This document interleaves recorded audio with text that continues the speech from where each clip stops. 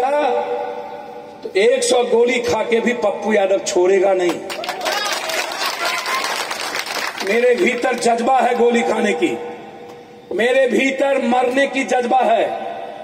हम हर दिन 80 से मरने की तैयारी करते हैं। 83 से जनप्रतिनिधि हैं, पूरे देश और दुनिया के गलत लोगों से लड़ते हैं, पूरे देश और दुनिया के माफियाओं से लड़ते हैं।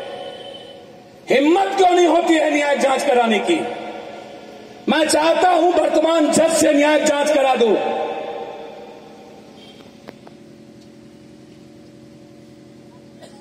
सिर्फ यह कहा करके कि गोली इस लड़के ने चलाई और मर गया, गोली किसी अननोन ने चला दी, पकड़ो ना, जेल में डालो ना।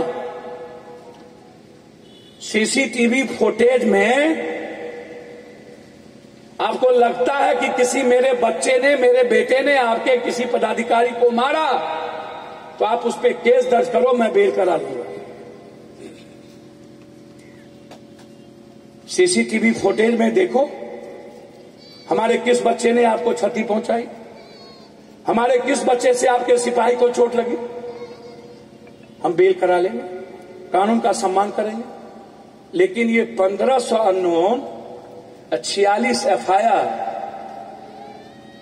एसडीओ साहब, जब हम चारों तरफ आपको पर हर कोर्ट में केस करने लगेंगे ना तो आपकी बाप जिंदगी में प्रमोशन नहीं होगी।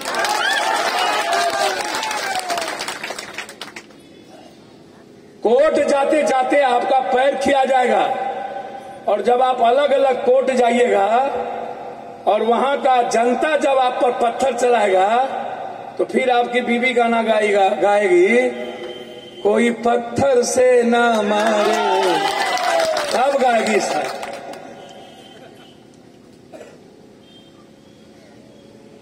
आप गलत को छेड़ दिए हैं। जब तक हम रहेंगे तब तक आपको अब दिक्कत होगी सांस लेने में। गलत घर में आप निमंत्रण दे दिए एसडीओ साहब। मैं आपको बताता हूं कि लड़ाई होती क्या है। मैं इस देश का पीएम, सीएम, एमएलए, एमपी नहीं हूं। मैं इस देश का बेटा हूं जिसको गरीबों के कोख ने पैदा किया और पाला है, और आम आदमी के विचारों से मैं जीता हूं, उसकी आशीर्वाद से। मुझे किसी के पैसे और मुझे किसी बेईमान माफिया अपराधियों के सहयोग की जरूरत इस देश में नहीं है। मैं जिंदा जब तक हूं, ईश्वर अल्लाह ने और हमारे परिवार, हमारे दोस्तों ने इतना दिया है कि हर गरीब को बांटते रह जाएंगे तब तक पप्पू यादव खाली नहीं होगा। अंतिम सांस तक बांटेंगे, अंतिम सांस तक लड़ेंगे, हर दिन लड़ेंगे। मैं जानता हूं कि मैं मरूंगा तो गोली से, हम बीमारी से तो पत्रकार जी मरेंगे। कोई ना कोई माफिया नेता मिलके, पदाधिकारी का जो ये गठजोड़ है जो भट्टी जी को इस बिहार से भगाना चाहता है। 17 को मुजफ्फरपुर मैंने बंद का कॉल दिया है, बोला उसके पहले मार देंगे पप्पू यादव। अमावस्या के रात में पप्पू के पहले के तक पप्पू यादव नहीं बचेगा। हम भी देखते हैं कितना अमावस्या तक जिंदा रहे। लेकिन मेरा सवाल सिर्फ इतना है, हाथ जोड़ के एसडीओ साहब आपसे, कि आप, हम दोनों सेवक हैं जनता के। हमसे आपको तकलीफ हो सकती है, लेकिन आप हमारी बात का जवाब दे दीजिए ना। राहुल गांधी लोकसभा में पूछा कि मणिपुर के सामूहिक बेटियों का बलात्कार और 165 लोगों की जिंदगी जो मार दी गई और आप अभी तक नहीं बोले, इसका जवाब दे दीजिए। तो कभी नेहरू जी को गरिया रहे थे, तो कभी वो इंदिरा गांधी को गरिया रही थी। मतलब पाकिस्तान का दो फांक बंटवारा करने वाला इतिहास में, आज तक विश्व के इतिहास में ऐसी प्रधानमंत्री आयरन लेडी दिल्ली में बैठकर पाकिस्तान को 2 भाग करके बांग्लादेश बना दिया, चाइना और अमेरिका को जवाब दिया, सदन में मणिपुर का जवाब नहीं। बस कांग्रेस कांग्रेस गाली गलौज। और यहां के नेता लोग, एक राहुल गांधी है, एक पप्पू यादव, यहां के जो नेता हैं, जो हमारे भाई हैं, मैं बहुत प्यार करता हूं शकील जी से, जो कांग्रेस दल के नेता हैं, बहुत सम्मान करते हैं महबूब जी का। जनता ने आपको 3 बार भगवान की तरह आपको बिना पैसा लिए आपको एमएलए बनाया, 4 बार, एको बार आपको पैसा नहीं लिया। महबूब भाई,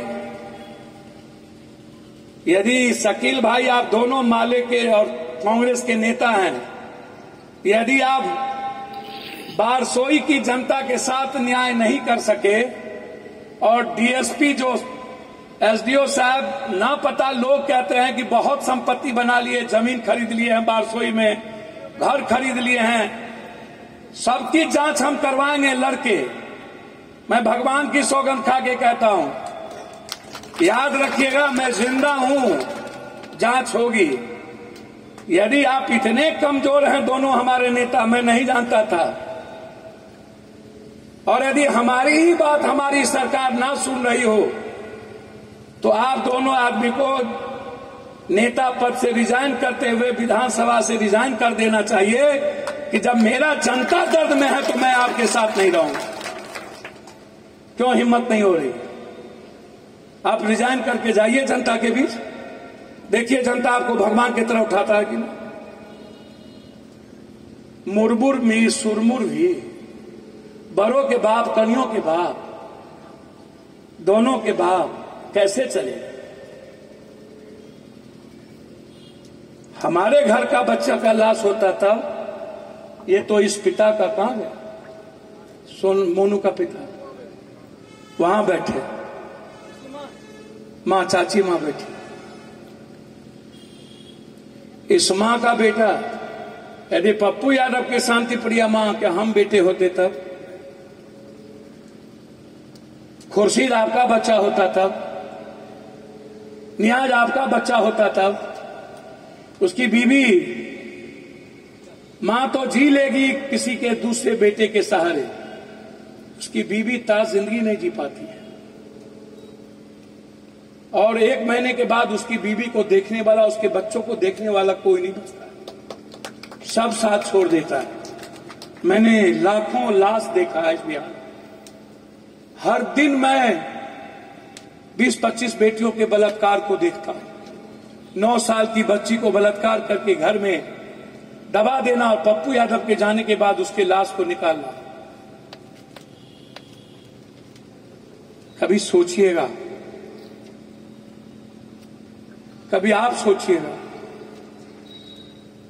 कभी आप सोचिएगा, कभी आप सोचिएगा, आपकी बेटी पढ़ने जाती है स्कूल में, ये मान लीजिएगा कि आपकी बेटी, आपकी बहन बच के नहीं लौटी और किसी टीचर का शिकार होगी, किसी पड़ोसी का शिकार होगा, किसी न किसी के आंख उसके शिकार के लिए खड़ा हो,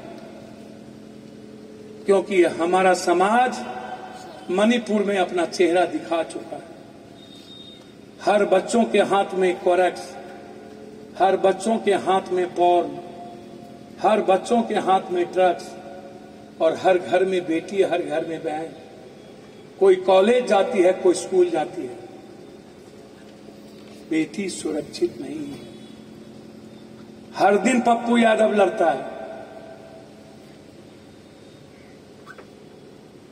आज हम इसीलिए यहां आए, हम जानते थे कि प्रशासन गुंडाई करेगा, मैदान नहीं देगा। मैं धन्यवाद दूंगा इस जमीन के मालिक को, किसी एक वार्ड काउंसलर ने कह करके अपने रिश्तेदार की जमीन कल लिखित दी, कल तक परमिशन नहीं दिया, मैं घुमाने का परमिशन नहीं दिया। हम धन्यवाद देना चाहते हैं कटिहार के कुछ टीम को, जो सभी लोग हमारे विदुर इंदुर, सभी छात्र साथी, राजा, सभी लोग यहाँ एक लोग, और यहाँ के कुछ छात्र एक दरवाजे पर जाके धन्यवाद देते हैं। मैं अपने अध्यक्ष नैयर को कि एसडीओ को मुंह तोड़ जवाब दिया मेरे महासचिव ने मैंने कहा आज नैयर को, जवाब ही नहीं देना था, लड़ना था उससे। उसकी इतनी हिम्मत कैसे कि मेरे साथियों के साथ बदतमीजी कर ली। मैं ऐसे साथियों के जज्बा को सलाम करता हूं, उस वर्कर के जज्बा को सलाम करता हूं तो इस लड़ाई में घर में ना बैठ करके एक एक घर गया हो, चाहे जो साथी हो।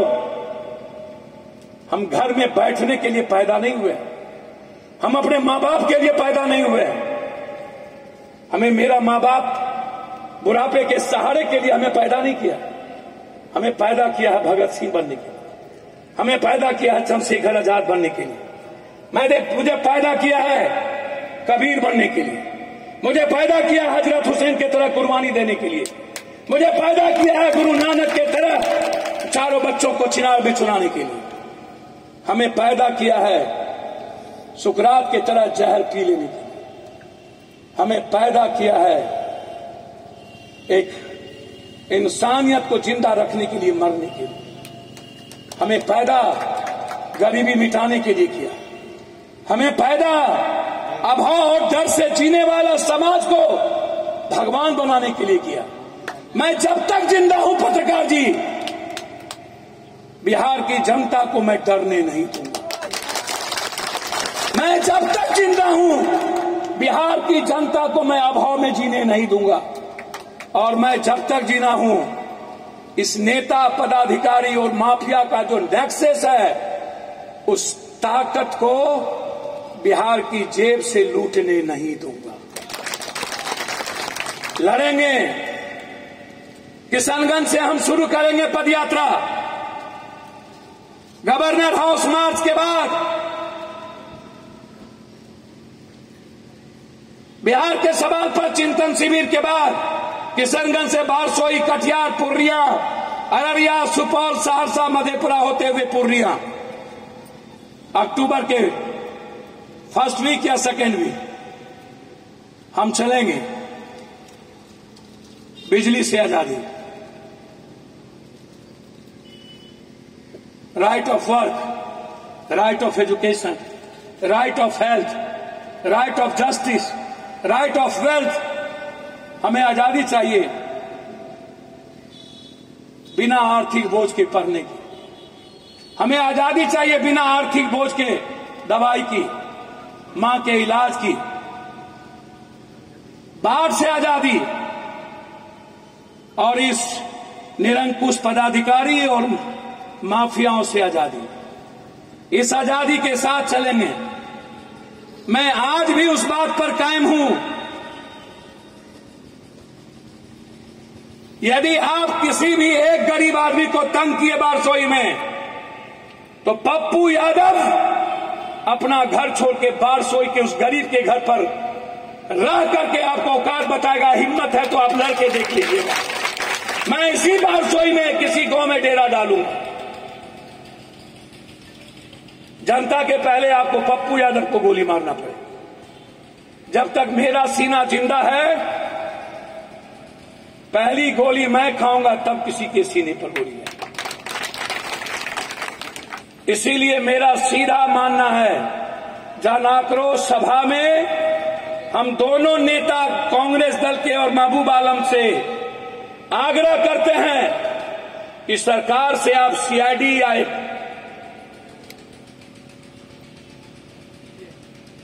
एसआईटी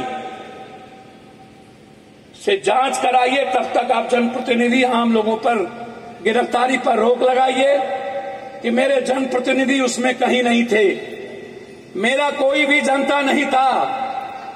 पुलिस की गलती, एसडीओ की गलती, दंडाधिकारी नहीं होना, 3 घंटा तक पब्लिक को छोड़ देना, राजा की तरह बैठकर नौकर समझना और छाती पे चढ़ के गोली चलाना, ये गलती नौकरशाह की है। एफआईआर एसडीओ के बॉडीगार्ड, यहां के पदाधिकारी पर होना चाहिए। तबादला होना चाहिए एसडीओ डीएसपी का। यदि दोनों नेता को तबादला करने की भी औकात नहीं है, चलिए इंक्वायरी बाद में हो, कम से कम तबादला तो होता इस नौकर का। यदि तबादला नहीं हुआ, जिसके चलते यहां के एसडीओ और डीएसपी का मन भर गया। इसको लगता है सैया भेल कोतवाल तू अब डर खाएगा। एक ठो लड़का पेशाब कर रहा था खड़े, किसी भला आदमी जा रहा था, बोला बाप संस्कार नहीं दिया, काहे खड़े पेशाब करते हो? लॉजी जाती है, बुजुर्ग जाते हैं। बोला चलो तुम्हारे बाप को कहते हैं पटना में, दिल्ली में। जब ले गया दिल्ली उसके बाप के पास, तो उसका बाप चौमाले पर से खड़े पेशाब कर।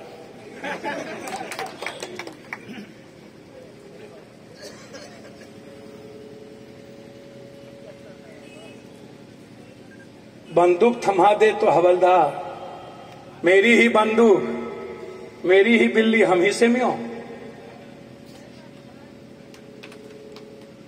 मेरे ही पैसे पे जीने वाले हम ही को धक। आंख दिखा दो।